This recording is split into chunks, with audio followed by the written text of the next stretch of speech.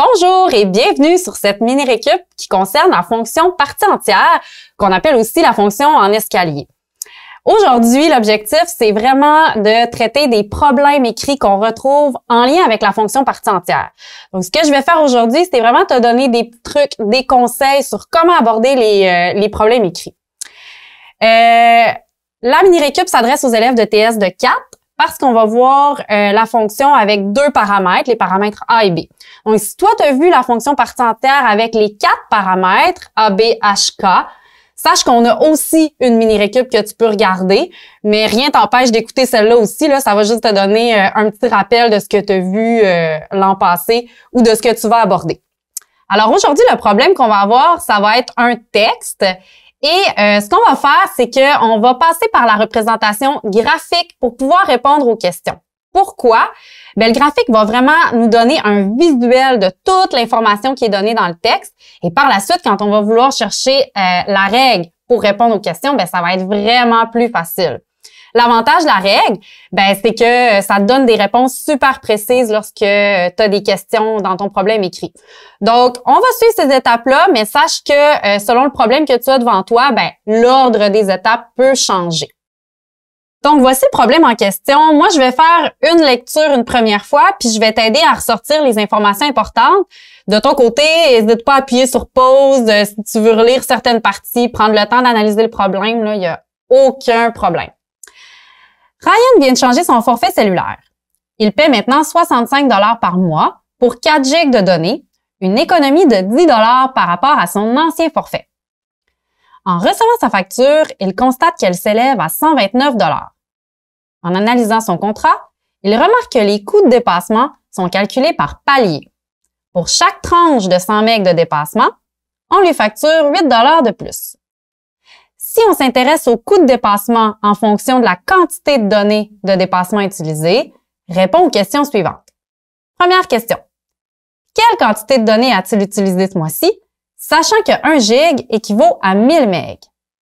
Si Ryan avait utilisé 5,23 GB de données, quel aurait été le montant total de sa facture? Et dernière question. Si le montant total de sa facture avait été de 238 $, quelle quantité de données aurait-il utilisé? Donc, on va prendre le temps de ressortir les informations importantes.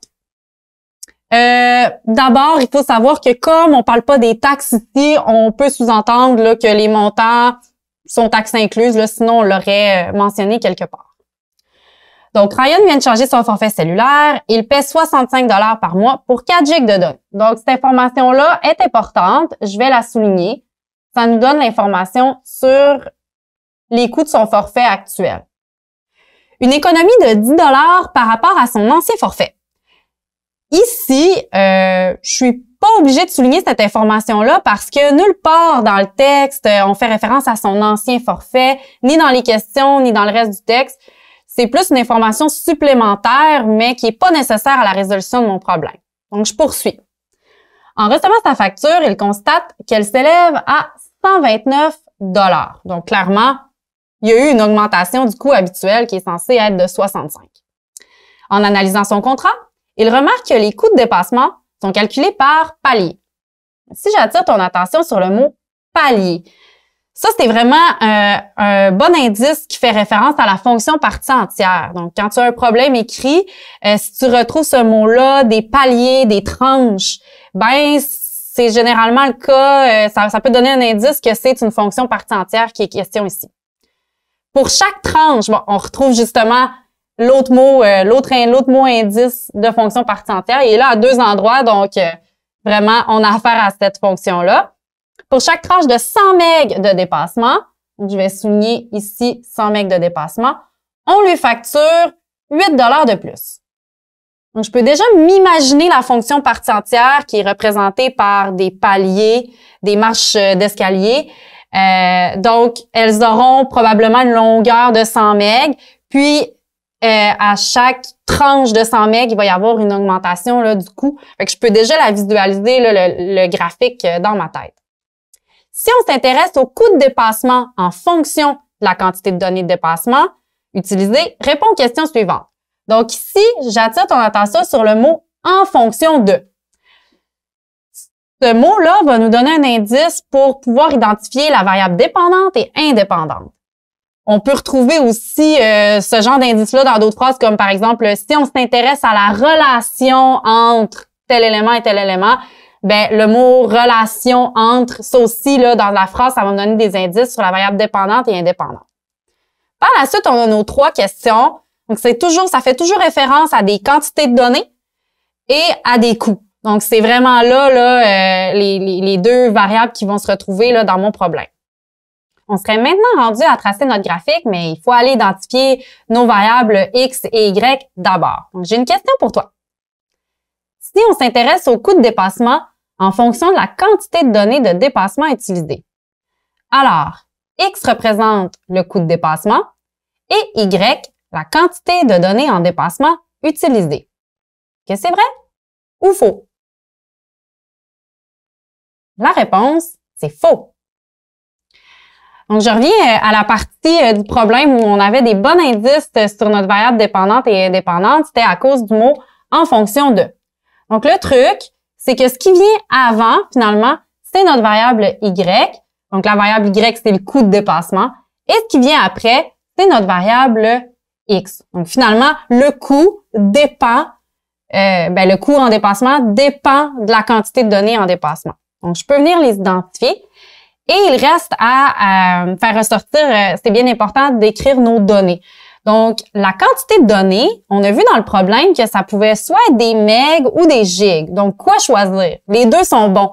Tu pourrais prendre l'un ou l'autre. Dans mon cas, moi, je vais prendre les meg, juste parce qu'il y avait ici, là, où on parlait que chaque tranche de 100 meg de dépassement, il y avait une augmentation du coût. Donc, déjà, là, dans mon graphique, je pouvais voir que mes marches avaient une longueur de 100 MB et que par la suite, il y avait des augmentations. Donc, ça va juste aller plus rapidement si j'utilise les MB pour faire mon graphique, c'est tout. Et le coût, c'est des dollars. Maintenant qu'on a identifié nos variables, on va tracer notre graphique. Donc, première des choses, on va graduer nos axes. Ici, ce que je vais faire au niveau de l'axe des X, qui est la quantité de données, je vais faire des bonds de 100. Pourquoi je fais des bonds de 100? Parce que c'est vraiment à 100 MB là, qu'il y a quelque chose qui se passe, là, que j'ai des changements de palier. Donc, j'y vais simple, puis je fais des bonds de 100. Au niveau des coûts de dépassement, même principe, j'y vais au plus simple. Je vais faire des bonds de 8. Je commence ici à 0. Et juste parce que c'est là aussi qu'il y a des changements au niveau des dollars. Donc, je vais faire mes bonds ici. Maintenant, je vais aller tracer ma fonction. Donc, comme c'est la fonction partie entière de base, j'ai toujours un point à 0, 0 qui représente ici dans le contexte, j'ai pas dépassé mes données, donc j'ai pas de coût de dépassement de plus. J'ai pas de surplus, puis c'est tout à fait normal. Sinon, j'ai là où il y a des changements, c'est ça, c'est lorsque j'ai 100 MB de dépassement, là, j'ai une augmentation de coût, là. C'est là que ça va me coûter 8 $. Donc, je peux venir me faire un point plein. Et ce qu'il faut savoir, c'est quand 0 est 100, même si j'ai juste dépassé mes données de 10 MB, j'ai quand même une augmentation de coût. Dès que je dépasse 0, c'est là que j'ai une augmentation. Donc, j'ai mon premier palier ici. Maintenant, dans la fonction partie entière, j'ai toujours un rond plein que j'ai déjà fait ici et un rond vide à l'autre extrémité. Donc là, on va peut-être pas trop bien le voir, mais j'ai un rond vide de ce côté-là. Je poursuis la construction. Donc, à chaque augmentation de 8, les marches ici ont une longueur de 100 MB et je continue. Donc, au-dessus de mon point plein, je dois faire un point vide et tout au bout, un point plein. Donc, il faut vraiment que l'orientation des points pleins et vides soit la même d'une marche à l'autre. Puis là, je continue comme ça. Donc, je peux faire 4 marches, 5 marches. Je vais arrêter ici à 4. Donc, tu vois, ça n'a pas été super long de faire un graphique. Ça n'a pas été demandé non plus de le faire. Puis, c'est pas parce que tu vas l'avoir fait que tu vas avoir plus de points à un examen. Ça va juste nous aider après à trouver la règle. Donc, on serait rendu là. Donc, la règle d'une fonction partie entière, c'est f de x égale a fois la partie entière de bx. Donc, on doit chercher la valeur de a et de b. Commençons avec a. La valeur de a, on la détermine grâce à la hauteur entre chaque marche qu'on appelle la hauteur de la contre-marche.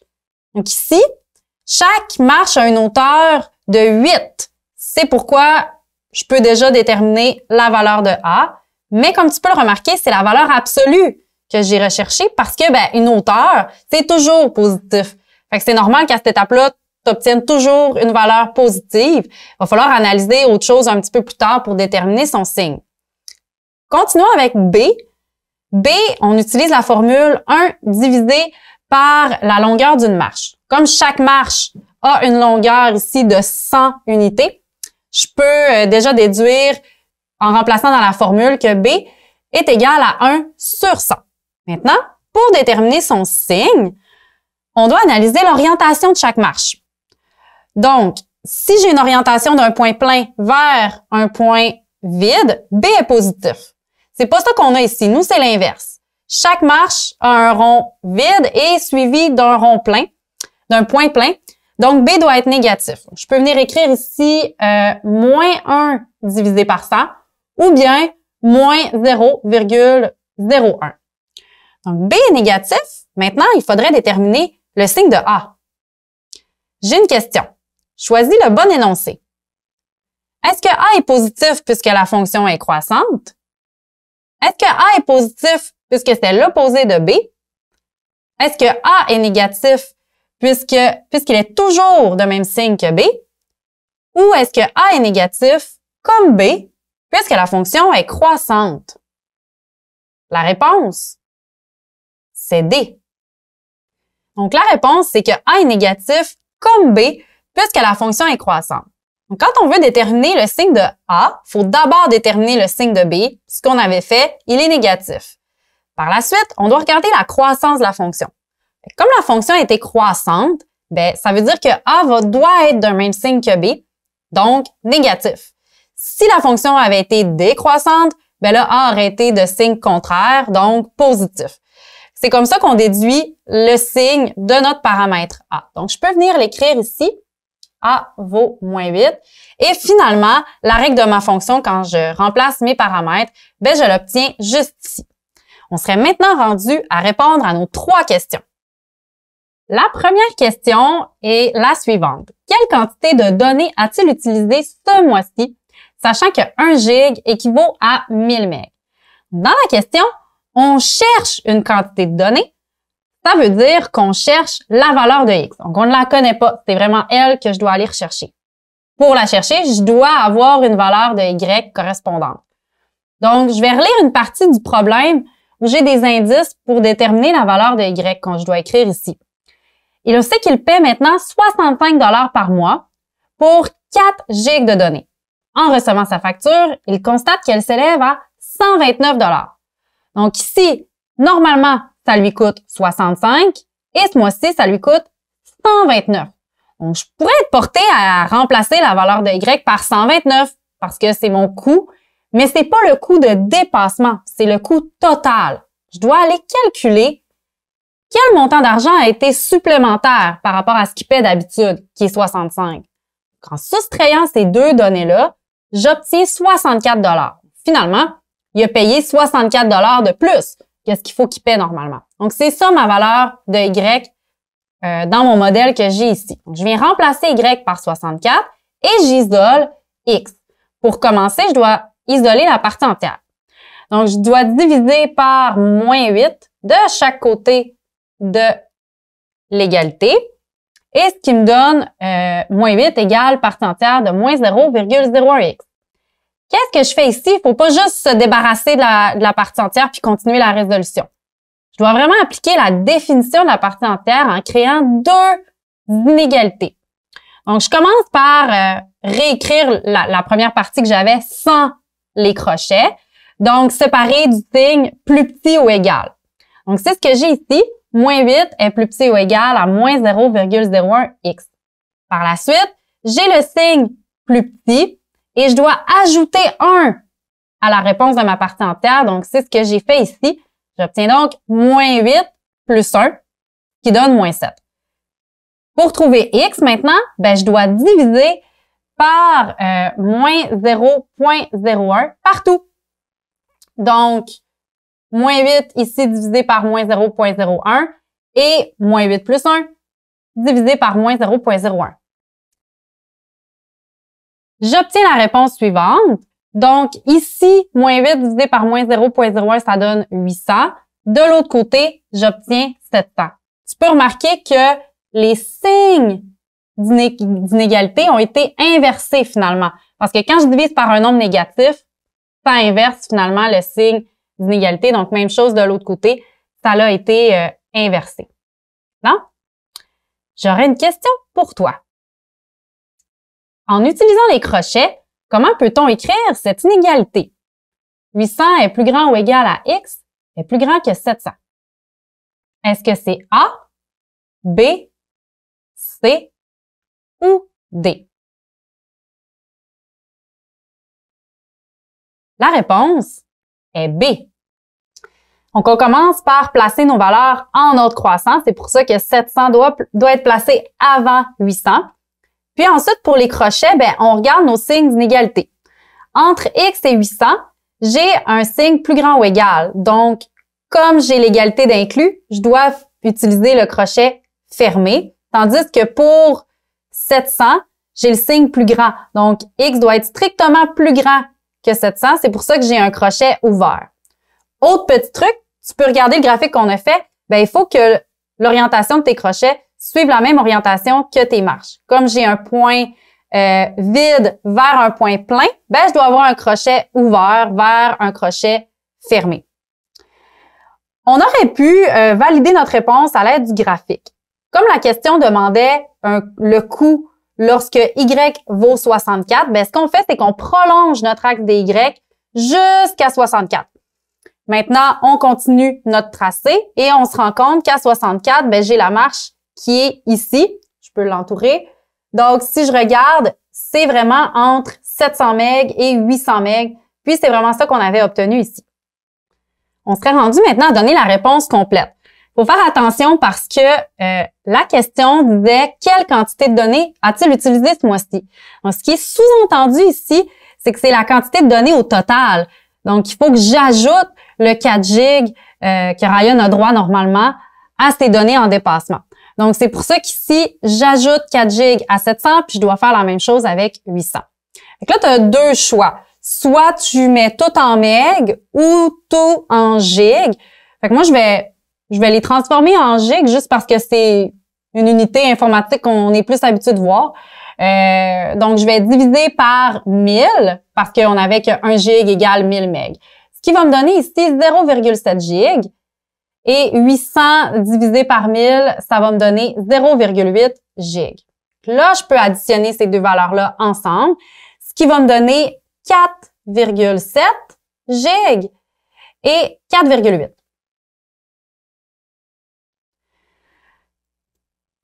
Donc, c'est l'intervalle de données qu'il a utilisé ce mois-ci. Maintenant, pour donner la réponse, je dois le donner en phrase toujours. Donc, Ryan a utilisé plus de 4,7 gigs de données, mais n'a pas dépassé 4,8 gigs ce mois-ci. On serait maintenant rendu à la deuxième question. On a, si Ryan avait utilisé 5,23 gigs de données, quel aurait été le montant total de sa facture? Donc, ici, je connais une quantité de données. Je cherche donc le coût qui correspond à la variable Y. Par contre, Y, c'est mon coût de dépassement. Donc, il faut faire attention, 5,23 gigs, là, ça, c'est les données totales qu'il a utilisées. Donc, il faut que j'aille rechercher quelle quantité de données sont en dépassement. Fait que pour ça, ben, je dois enlever le 4 gigs qu'il y a dans son forfait. Donc, ça me donne 1,23 gigs en dépassement. Comme mon modèle ici, la variable X est en meg, ben, je dois modifier les gigs en meg en multipliant par 1000, ce qui me donne 1230 meg. Maintenant, je peux venir remplacer cette valeur-là dans mon modèle. Je peux remplacer la valeur de X par 1230. J'obtiens ça ici. Donc, je commence par calculer ce qu'il y a à l'intérieur de la partie entière.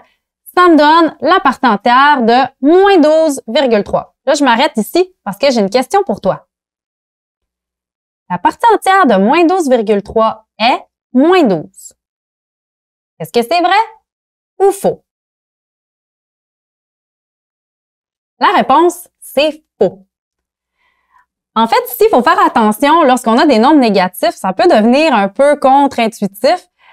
La partie entière, par définition, c'est le plus grand entier inférieur ou égal. Pour t'aider, ce que tu peux faire, c'est venir tracer une droite numérique, placer ton nombre décimal. Donc, ici, je suis entre moins 12 et moins 13, donc je vais venir me placer environ ici. Et ce que tu dois faire, c'est regarder l'entier qui est à gauche sur la droite numérique, qui correspond ici à moins 13, donc l'entier inférieur. C'est la réponse que j'obtiens, donc ça me donnait moins 13 et non moins 12.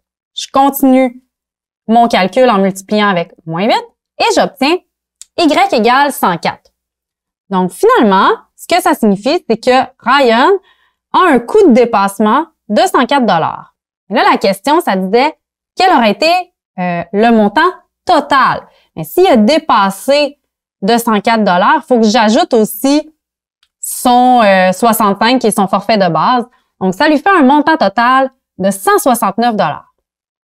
Là, maintenant, j'ai tout pour répondre à la question, toujours sous forme de texte. Si Ryan avait utilisé 5,23 GB de données, le montant total de sa facture est de 169 $. Donc, cette partie-là aussi, quand on donne notre réponse, on peut juste réutiliser la question, puis ça nous aide vraiment à formuler une réponse complète. Il nous reste seulement une question à répondre. La dernière question, c'était celle-ci. Si le montant de la facture avait été de 238 $, quelle quantité de données aurait-il utilisé? Donc ici, ça ressemble vraiment à la première question, c'est-à-dire qu'on a un montant d'argent puis on cherche une quantité de données. Encore une fois ici, il faut enlever le 65 $ parce que 238 représente un montant total, ce qui me donne 173 $ en dépassement. Donc maintenant, je peux venir le remplacer dans mon modèle. Je remplace la valeur de f de x par 173 et j'isole la partie entière. Donc, ce que je dois faire, je dois diviser par moins 8 de chaque côté, ce qui me donne moins 21,625. Maintenant, j'ai une question pour toi. On ne peut pas continuer la résolution d'une partie entière si, après avoir isolé la partie entière, on obtient un nombre décimal. Est-ce que c'est vrai ou faux? La réponse, c'est vrai. Effectivement, si la partie entière donne un nombre décimal, comme c'est le cas ici, on doit arrêter la résolution. C'est impossible d'obtenir une valeur de x. Donc ça, il faut y penser parce que des fois, on est tenté de continuer, mais il faut arrêter ici. Graphiquement, ce que ça veut dire, c'est que je suis entre deux marches finalement ici. Donc, par exemple, impossible d'avoir un coût de 10 $ parce que 10 est situé entre 8 et 16 et j'ai vraiment un trou là dans mon graphique. Si je prolongeais l'axe des Y jusqu'à 173, ben je me rendrais compte finalement qu'à 173, je suis entre deux marches. Donc, je dois arrêter ici et donner ma réponse. Donc, c'est impossible finalement que la facture de Ryan s'élève à 238 $, puisque en ayant une augmentation par palier de 8 $, ben c'est impossible de se rendre à ce montant-là. Évidemment, là, la phrase pourrait être formulée autrement, mais ce que tu dois dire finalement, c'est que ça se peut pas. Maintenant, on aurait terminé de répondre aux questions. Voilà, ça conclut cette mini-récup sur la résolution de problèmes d'une fonction partie entière. En terminant, ben, tu peux te rappeler que c'est bien de lire ton problème plus d'une fois, d'aller rechercher les éléments importants.